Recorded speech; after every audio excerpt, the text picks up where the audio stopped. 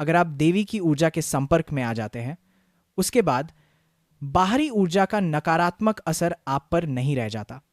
ऐसी शक्तियां उन लोगों को छू भी नहीं पाती जो सचमुच ध्यान में स्थिर हैं।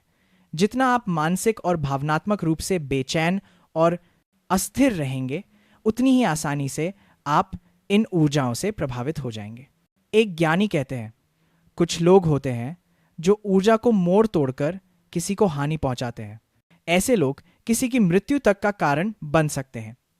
भारत के कुछ क्षेत्रों में यह प्रथा अब भी देखी जाती है। अथर्ववेद 4 वेदों में से एक में भी इस विषय के संदर्भ मिलते हैं कि ऊर्जा का प्रयोग कैसे अपनी भलाई या दूसरों को चोट पहुंचाने के काम आता है। याद रखिए, जरूरी नहीं कि ये क्रियाएं सीधे आपके ऊपर हों। मान लीजिए कोई मेरे विरुद्ध कुछ कर रहा है, पर मैं ग्रहणशील नहीं हूं और आप पास खड़े हैं, तब आप प्रभावित हो सकते हैं। यह बिल्कुल वैसा ही है जैसे सड़क पर गोलीबारी हो रही हो। आप बस निकलते हुए भी घायल हो सकते हैं। इनसे बचने के लिए कुछ विशेष अभ्यास और उच्चारण हैं, जिन्हें अगर आप अपनी दिनचर्या में अपनाएं तो ऐसे प्रभावों से आसानी से बचा जा सकता है। रुद्राक्ष का फल मुख्यतः बहुत ऊंचाई पर मिलता है, लगभग 6,500 से 12,000 फीट के बीच हिमालय के क्षेत्र में। इसका स्पंदन वाइब्रेशन अनोखा होता है। यात्रियों और साधकों के लिए रुद्राक्ष पहनना इसलिए उपयोगी होता है ताकि उनकी अपनी ऊर्जा का एक आवरण बन जाए, एक प्रकार का कवच जो बाहरी प्रभावों को रोकता है। यह कवच आपके साथ चलता है, आपका निजी क्षेत्र बन जाता है। परंतु ध्यान रहे, हमेशा वह रुद्राक्ष ही अच्छा होता है जो विश्वसनीय स्रोत से प्राप्त किया गया हो। सिर्फ किसी दुकान से उठा लेना सही नहीं।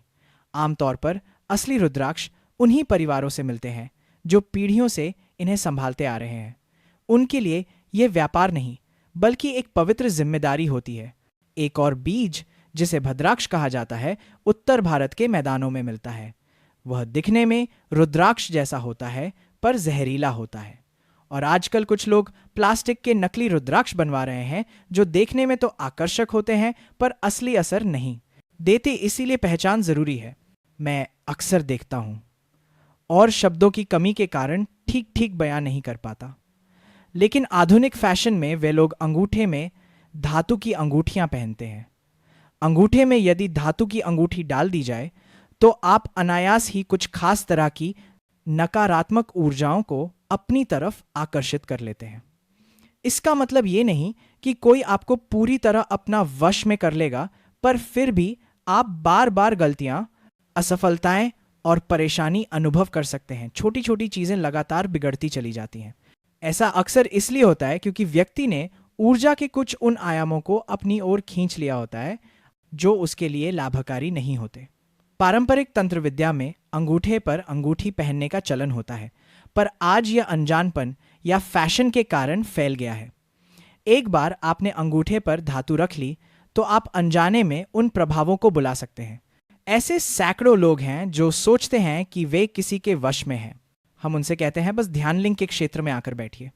ध्यानलिंग में तांत्रिक आयामों का नाश होता है। वहां बैठकर लोग पूरी तरह स्वतंत्र होकर लौटते हैं। विशेषकर पूर्णिमा या अमावस्या के दिनों में, जब लोग अधिक ग्रहणशील होते हैं, एक दिन वहां बैठ जाना ही काफी होता है। यदि आप देवी की ऊर्जा के आवरण में आ जाते हैं, चाहे वो किसी यंत्र, साधना या आपके हृदय में मौजूद श्रद्धा के माध्यम से हो, उसके बाद बाहरी ऊर्जाएं आपके लिए नकारात्मक नहीं रह सकती। बस इतना ध्यान रखें कि आप उचित आहार लें और अपने सिस्टम का ध्यान रखें।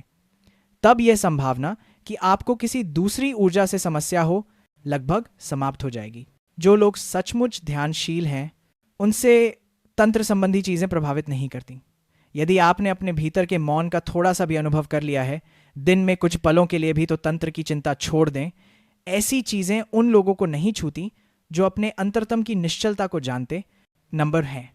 किसी ने कहा है, आदमी इसलिए कमजोर है क्योंकि उसे स्थिर होना नहीं आता। यह कथन बिल्कुल सटीक है। सारी असमर्थताएं, विशेषकर वे जो मन को प्रभावित करती हैं, इसीलिए होती हैं क्योंकि स्थिरता नहीं होती। इसलिए आप ध्यान की प्रक्रिया में जितना अधिक निश्चलता लाएंगे, उतना ही आप इन प्रभावों से दूर रहेंगे। यदि आप स्थिर हैं तो आप बीमार नहीं होंगे। जितना अधिक आप मानसिक और भावनात्मक रूप से अनिश्चित रहेंगे, उतनी ही आसानी से बाहरी शक्तियां आपको प्रभावित कर लेंगी। पर जब आपके अंदर एक दृढ़ फोकस और संकल्प हो, तब ये सब केवल छोटे से उभार की तरह दिखेंगे, दुर्घटना नहीं होगी। यदि मन और भावनाएं अस्थिर है तो खतरा बनेगा।